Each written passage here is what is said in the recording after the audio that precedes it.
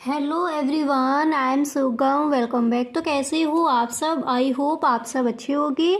स्वागत है आप सभी का आपके अपने एसपी स्टडी यूट्यूब चैनल पर। तो गाइस, अगर आप भी इस बार का बोर्ड एग्ज़ाम देने वाले हो और गाइस इस बार के बोर्ड एग्ज़ाम में हिंदी के पेपर में आपको भी पूरे के पूरे नंबर लाने हैं तो ये वीडियो आपको पूरा देखना है।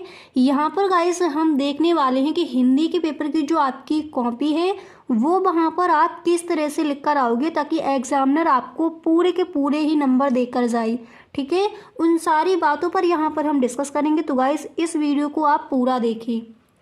ठीक है, किस तरह से आपको खंड खा में जो चीज़ें आएंगी किस तरह से वहाँ पर आपको रिप्रेजेंट करना है कि एग्जामिनर इस तरह से आपकी कॉपी को चेक करे जैसे एक टॉपर की कॉपी को चेक किया जाता है। ठीक है, और इस बार का जो गाइस आपका सपना है कि आपको 90+ स्कोर करना है, 100% आप करोगे अगर आप जिस तरह से आपको बताया जाए, अगर उस तरह से आप अपना लिख कर आते हो। ठीक है, ऑल सब्जेक्ट में। अब यहाँ पर देखिए, मान लीजिए जैसे आपका गाइस ये पेपर है। अब यहाँ पर देखिए गाइस, जैसे यहाँ पर आपका ये पेपर दिया गया है सामान्य हिंदी का, देख लीजिए। तो यहाँ पर सबसे पहले आपका ये दिया जाता है खंड का। ठीक है, आपका ये मॉडल पेपर है, जैसे आपका पेपर आएगा सेम इसी तरह से आता है। तो आपका ये खंड का दिया गया है, आपको वहाँ पर किस तरह से लिखना स्टार्ट करना है, हिंदी का पेपर आपको किस तरह से देना है कि पूरे के पूरे नंबर लेकर आओ, उनके बारे में यहाँ पर हम डिस्कस करेंगे। तो सबसे पहले आपका दिया जाता है खंड का, और खंड का में आपको पहले 10 प्रश्न दिए जाते हैं गद्य से, और 5 दिए जाते हैं पद और 5 दिए जाते हैं गद्य से।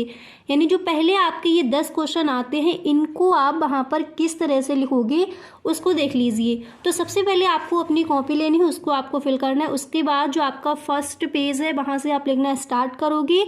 सबसे पहले आपको इस तरह से डालना है खंड का। ठीक है, उसके बाद हेडिंग से आप इस तरह से करोगे खंड का। उसके बाद यहाँ पर देखिए जो आपका प्रश्न दिया गया है, आप वहाँ पर प्रश्न तो बिल्कुल भी लिखकर नहीं आओगे। ठीक है, अब जैसे आपका यहाँ पर एक बार देख लीजिए इसको। देखिए जैसे आपका यहाँ पर दिया गया है कि आचरण की सभ्यता निबंध के लेखक है, इस तरह से आपका क्वेश्चन दिया जाएगा। कोई भी क्वेश्चन यहाँ पर हो सकता है। तो आचरण की सभ्यता निबंध के लेखक, कई सारे स्टूडेंट्स करते क्या है वहाँ पर ये आप क्वेश्चन लिख देते हो कि आचरण की सभ्यता निबंध के लेखक है। उसके बाद ये जो ऑप्शन दिए गए इनको भी आप लिखने लगते हो। आपको ऐसा बिल्कुल भी नहीं करना है। अगर हिंदी के पेपर में आप पूरे के पूरे नंबर लाना चाहते हो और इस बार के टॉपर आप बनना चाहते हो तो गाइस आपको कॉपी लिखने का एकदम सही ढंग पता होना चाहिए कि हिंदी की कॉपी जो है आप वहाँ पर किस तरह से लिख कर आओगे। तो पहले क्वेश्चन को देख लीजिए। सबसे पहली चीज़, आप ना इसको लिखना है आपको, ना ही इन ऑप्शंस को लिखना है। आपको करना क्या है, सबसे पहले आप यहाँ पर इस तरह से आपको हेडिंग डालिए खंड का। हेडिंग डालने के बाद देखिए गाइस आप इस तरह से लिखोगे प्रश्नोत्तर नंबर। अब कई सारे स्टूडेंट्स क्या करते हैं, इस तरह से आप पहले से ही डाल देते हो, तो ये आपको नहीं करना है। सबसे पहले आपको इस तरह से लिखना है प्रश्नोत्तर नंबर। उसके बाद जैसे यहाँ पर खंड का में आपको पता है ये जो आपका फर्स्ट वाला दिया गया है इसका आंसर आपको पता है, तभी आपको क्वेश्चन नंबर फर्स्ट का डालना है। मान लीजिए ये भी आपको नहीं पता और जो आपका खंड का दिया गया है, खंड का खा दिया गया है क्वेश्चन, इसका भी आंसर आपको नहीं पता है। तो वहाँ पर गाइस आपको करना क्या है, एकदम से जो आपका फर्स्ट है ये आपको नंबर नहीं डाला है। यानी मान लीजिए जो आपका दूसरा ये दिया गया है इस प्रश्न का आंसर आपको पता है। ठीक है, यानी गद्य से जो क्वेश्चन दिए गए आपको एक भी नहीं पता है, और जो दूसरे का प्रिय प्रवास के रचयिता हैं ये आपको पता है। ठीक है, तो यहाँ पर आप क्या करोगे, प्रश्नोत्तर नंबर वही डालोगे जिसका आंसर आपको पहले पता है। मान लीजिए दूसरे का जो का है वो आपको पता है, तो आप सबसे पहले डालोगे प्रश्नोत्तर नंबर दूसरे का। ठीक है, पहले से आपको यहाँ पर ये नहीं डालना, यहाँ पर आप लिखोगे। अब जैसे आपका यहाँ पर पहला प्रश्न दिया गया था खंड का में फर्स्ट क्वेश्चन कि आचरण की सभ्यता निबंध के लेखक हैं, तो कौन है। अब एक बार देख लीजिए ऑप्शन, जैसे आपको यहाँ पर ऑप्शन मिले थे रामचंद्र शुक्ल, महावीर द्विवेदी, महावीर प्रसाद द्विवेदी, अध्यापक पूर्ण सिंह, संपूर्णानंद। तो हमें पता है ये वाला ऑप्शन आपका राइट है। तो इस तरह से आप डालोगे प्रश्नोत्तर नंबर पहले का, उसके बाद जो आपका राइट ऑप्शन है जैसे अध्यापक पूर्ण सिंह, तो इन्हीं को आपको लिखना है। ठीक है, अब इसके बाद आप व्याख्या, जो भी आपके क्वेश्चन हैं उन सारे प्रश्नों को बताया जाए किस तरह से वहाँ पर आप लिख कर आओगे। तो वीडियो को आप पूरा देखिए। अब इसी तरह से देखिए अब इसी तरह से आप जो आपका अगला प्रश्न है उसको यहाँ पर देख लीजिए। नेक्स्ट आप डालोगे, मान लीजिए आपको सारे पता हैं, जैसे आपका पेपर आया है, जो भी आपके क्वेश्चंस लाइन बाई लाइन है आपको पूरे सारे पता हैं सही ढंग से, तो आप सही ढंग से नंबर बाई नंबर वहाँ पर आप लिख कर आओगे। ठीक है, अब यहाँ पर आपका जो दूसरा प्रश्न है क्या दिया गया है उसको भी एक बार पढ़ लीजिए। है कि हिंदी नई चाल में ढली, यह कथन किस लेखक का है? तो हमें पता है भारतेंदु हरिश्चंद्र का है। तो अगर आपको सारे पता हैं वहाँ पर जो आपके ये बहुविकल्पीय प्रश्न दिए जाते हैं तो आप पूरा सही से लिख कर आओगे। ठीक है, अब जैसे यहाँ पर नेक्स्ट आपको पता है भारतेंदु हरिश्चंद्र, इस तरह से आपको आंसर लिख देना है। इसी तरह से नेक्स्ट प्रश्न दूसरे का।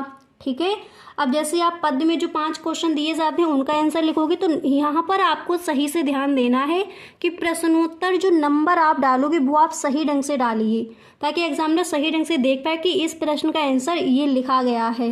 अगर यहाँ पर गाइस अगर आप गलत कर देते हो तो ये भी आपका गलत हो जाएगा। ठीक है, तो प्रश्नोत्तर नंबर जो आपका दिया जाता है उसको आप सही ढंग से वहाँ पर लिखेंगे और फिर जो आपका आंसर है वो आपको लिखना है। अब यहाँ पर देखिए कई सारे स्टूडेंट्स यहाँ पर कई सारी गलती करके आते हैं। अब इसको एक बार और देख लीजिए कि जो आपका प्रश्न तीसरा क्वेश्चन जो दिया जाता है, अब इसको देख लीजिए। दिए गए गद्यांश पर आधारित निम्नलिखित प्रश्नों के उत्तर दीजिए। तीसरा जो आपका प्रश्न दिया जाता है, कई सारे स्टूडेंट्स क्या करते हैं, जो आपका ये गद्यांश दिया गया है तो इस गद्यांश को भी वहाँ पर लिखते हैं, उसके बाद इन क्वेश्चंस को भी लिखते हैं, इसके बाद इनके आंसर देते हैं। अगर आप ऐसा वहाँ पर करके आओगे तो 100% एग्जामिनर आपके मार्क्स काट लेगा। आपको करना क्या है उसको देख लीजिए। तो जैसे तीसरा प्रश्न दिया गया, दिए गए गद्यांश पर आधारित निम्नलिखित प्रश्नों के उत्तर दीजिए, तो आप वहाँ पर इस तरह से लिखोगे प्रश्नोत्तर नंबर 3। ठीक है, अगर जैसे पहला प्रश्न था तो पहले का आचरण की सभ्यता जो आपका दिया गया था, उसके बाद यहाँ पर का कुछ नहीं दिया गया है तो सही ढंग से डालोगे प्रश्नोत्तर नंबर 3। ये डालने के बाद अब जैसे आपका ये गद्यांश किसी भी चैप्टर से लिया जा सकता है, तो जैसे आपका ये गद्यांश दिया गया है और इससे रिलेटेड ये आपके दिए जाते हैं क्वेश्चंस।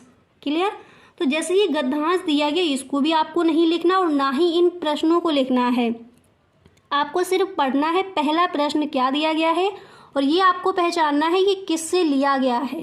ठीक है, कौन से चैप्टर से आपका जो गद्यांश है ये रखा गया है, ये आपको देख लेना सही से पढ़ के एक बार। ठीक है, तो ये जो आपके क्वेश्चन दिए गए, पहला प्रश्न आप पढ़ोगे क्या दिया गया, उपर्युक्त गद्यांश के पाठ और लेखक का नाम लिखिए, यानी आपको यहाँ पर संदर्भ लिखना है। ठीक है, तो सबसे पहले यहाँ पर आप डालोगे प्रश्नोत्तर नंबर 3, उसके बाद जो आपका पहला प्रश्न है तो यहाँ पर आप डाल दोगे का।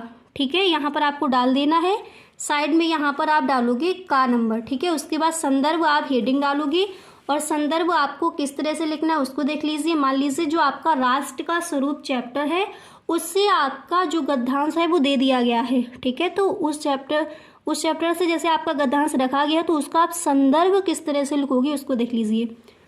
संदर्भ आपको इस तरह से लिखना है कि प्रस्तुत गद्यांश हमारी पाठ्य पुस्तक हिंदी के गद्य भाग से राष्ट्र का स्वरूप, ठीक है, चैप्टर का नेम क्या है, राष्ट्र का स्वरूप नामक निबंध से उद्धृत है या फिर लिया गया है, जिसके लेखक डॉक्टर वासुदेव शरण अग्रवाल जी है। इस तरह से आप संदर्भ लिख कर आओगे, एकदम इजी भाषा में यहाँ पर बता दिया गया है। क्लियर, अब उसके बाद यहाँ पर देखिए आपका नेक्स्ट क्वेश्चन यही दिया जाता है कि रेखांकित अंश की व्याख्या कीजिए। अब कई सारे स्टूडेंट्स क्या करते हैं, पूरा जो आपका दिया गया गद्यांश इसके पूरे की आप व्याख्या करने लगते हो। वहाँ पर यहाँ पर बताया गया रेखांकित, जहाँ तक आपकी रेखा है, यहाँ पर आपकी लकीर है उतने की ही आपको व्याख्या करनी है। तो रेखांकित अंश की व्याख्या करनी होती है, पूरे की व्याख्या आप करने मत लग जाया करिए। ठीक है, तो जो रेखांकित अंश है उसकी आपको व्याख्या करनी है। तो उससे पहले आपको यहाँ पर लिखना है प्रसंग। ठीक है, यहाँ पर आप नेक्स्ट क्या लिखोगे, प्रसंग। उसके बाद जो आपका दिया गया गद्यांश उसका वहाँ पर आपको प्रसंग लिखना है। उसके बाद जो यहाँ पर पूछा गया कि रेखांकित अंश की व्याख्या, तो जो आपका गद्यांश दिया गया उसको पढ़िए, किस चैप्टर से लिया गया है आपको अगर पता चल गया तो उसकी जो व्याख्या आप किस तरह से करोगे वो आपको करनी है। ठीक है, उसके बाद क्या होता है, जो आपके इससे रिलेटेड 3 या फिर 4 क्वेश्चन दिए जाते हैं इनके आंसर आपको लिखने हैं। तो यहाँ पर देखिए आप दोबारा से नहीं डालोगे प्रश्नोत्तर नंबर का, आपको करना क्या, जैसे आपको मान लीजिए सारे पता है तो आपने ऊपर डाल दिया, यहाँ पर आप डाल चुके प्रश्नोत्तर नंबर 3। उसके बाद इस तरह से आप डालोगे का, खा, गा, घा, डा, इधर आप डालोगे। उसके बाद इनके आंसर लिख दोगे। प्रश्न वहाँ पर आपको नहीं लिखना है, हिंदी का पेपर बहुत ही आपका बड़ा आता है, तो देखिए थोड़ा वहाँ पर आप जल्दी जल्दी लिखेंगे ताकि पूरा पेपर आप करके आओ। ठीक है, इस तरह से आपको अपनी कॉपी लिख कर आना है। गाइस अगर सच में आपको ये वीडियो अच्छा लगा है तो आप इस वीडियो को एक लाइक ज़रूर कर दें। Okay, thank you so much.